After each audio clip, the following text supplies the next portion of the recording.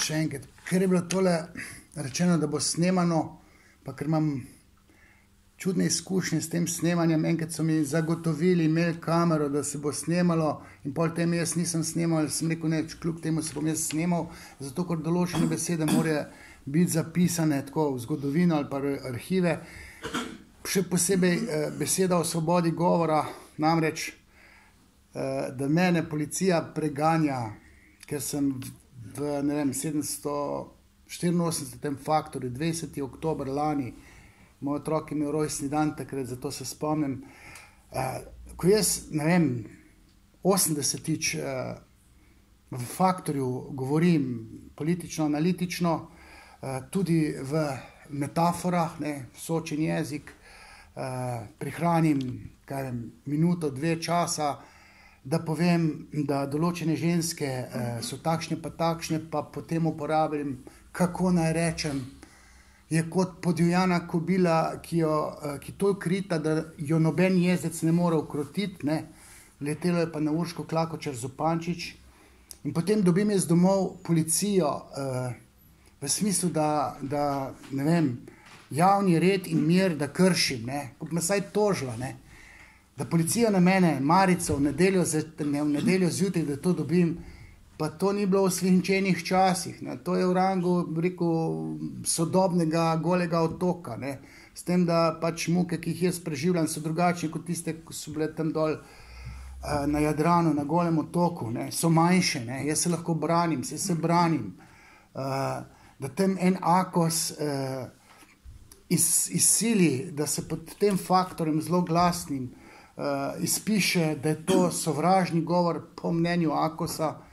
Mislim, da tam en režimski policist se podpiše pod tisto, kar sem jaz dobil domov. Mislim, mene je groza. Ne, mene je groza, bi rekel, ne vem, če se je moj star ata Lovro boril, mislim, boril se je pa v partizanih, ne, zato, da imamo mi tole, ne, ni se boril za tole.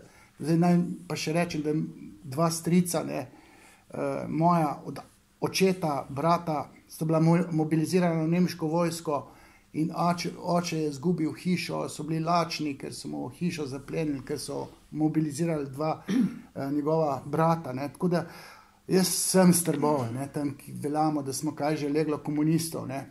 Srce imam res na levi, mislim, pišem z desno zaradi psihoanalize, razmišljam pa sredinsko glavo in Bob sem vselej rekel, odrekel sem se doktoratu, zato, ker se nisem pustil oprati možgane.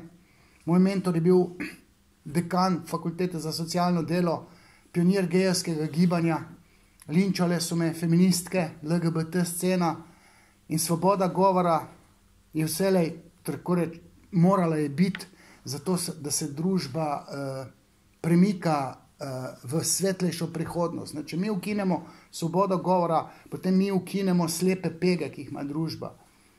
Nam, ali pa tistim, ki imajo moč in oblast, trenutno je to zdaj levica, ne, režim, levi režim, more zaznati, kje ima slepe pege, kje so nori. In opozicija, drugače misleči, kritično misleči, morajo spregovoriti. To je moralna dolžnost.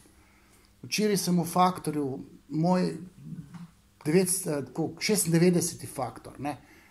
Se pravi, skoraj 100 faktorjev imam, ker večinoma soliral. Sem še enkrat poudaril, da morajo se najti testosteronski moški, ne, ki domnevno imamo še moralno razsodnost in rečemo Bob, ko je čas, ko moramo imeti, ne, po domače povedano, jajca in se boriti proti enoumju, boriti se moramo proti strahovladju.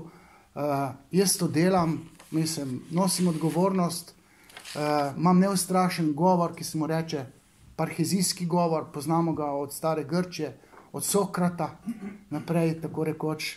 Jaz se tega držim, pometam pred svojim pragom, dajem zaušnico, predvsem zdaj, zadnjih nekaj let, levim, tudi desnim, ker je to moralno prav. Toliko sem mogoče jaz za začetek. Gospod Vadim